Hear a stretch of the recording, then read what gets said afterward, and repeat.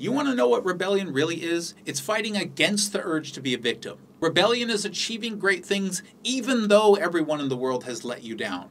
That's what being a rebel is. Not slamming police officers, not blindly attacking authority. It's these thoughts that ping-pong around in my emaciated brain when I see the media and others deriding Hong Kong police forces as violent and oppressive. A bunch of people angry at authority. News agencies report the narrative like robots. The protesters are peaceful, law-abiding citizens who are shamelessly attacked by the big bad police. Of course, the message against the police is watered down a bit. Have you noticed that they keep trying to self-victimize, but there's just something about the narrative that seems weak? In fact, there are two issues with the narrative that Hong Kong police are big bad oppressors that are committing violence against the peaceful hippies. First, we know for a fact that a significant amount of protesters crossed the line from demonstration to riot. We know this for absolute, objectively proven fact. We have endless hours of footage and evidence. Of course, it's not all protesters, no one's saying that. But bombing police stations and beating people down in broad daylight is not peaceful.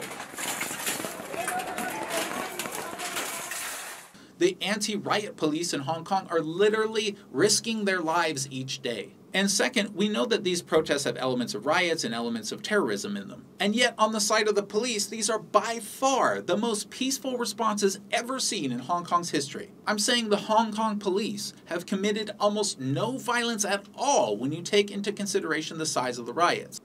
Hong Kong has had protests before, you know. We see them over various issues all over the city's past. If we look at the most significant ones moving backwards, we find an interesting thing happens. When we look at protests from 2003 or 2007 or anything like that, the police responses seem to be proportionate to the levels of violence of the protesters. In other words, if the people tend to protest peacefully, the police tend to respond peacefully. One of the strange things about the 2019 protests is I keep hearing about how violent the police are. There are a lot of videos in which we see nothing, and then suddenly we see police responding to that, whatever that nothing was. 佢從背囊入邊攞出咗一支類似警棍嘅武器襲擊警員，個男人呢係跌咗喺地。警員用警棍打佢嘅手，佢從背囊入邊攞出咗一支類似一個灰色衫、冇戴口罩嘅男人追喺警察。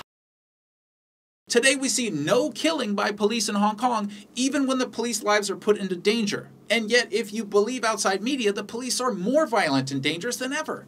Based on what metric? Honestly, I can't praise the Hong Kong police enough.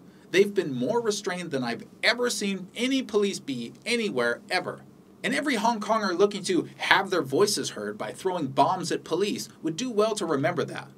Just be happy you're not rioting in a free country, because you'd likely be dead by now. I've not heard of a single protest in Asia in which people threw Molotov cocktails at a police station that didn't also have police killing citizens.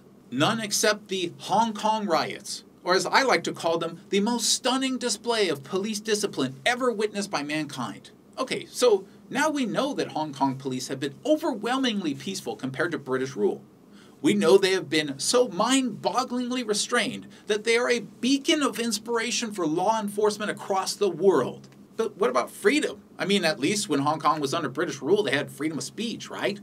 It's not like their British overlords were making them stop printing books and newspapers about communism, for example.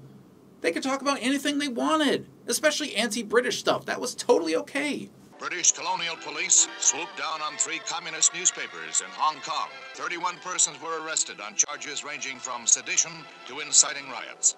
A thorough search is made for any anti-British posters and literature. Oh, so anti-British posters and literature were illegal.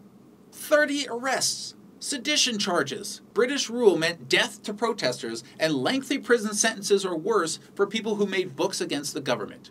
I haven't read much about this in the news recently, which is actually really strange because I know the media is not biased, so why aren't they putting this into proper perspective? They're definitely reporting accurately and truthfully, we know that. Huh, what a strange mystery. Special thanks to the Hong Kong police. You are impressive. Someday maybe the level of freedom you're allowing these rioters could ever be felt in the free world.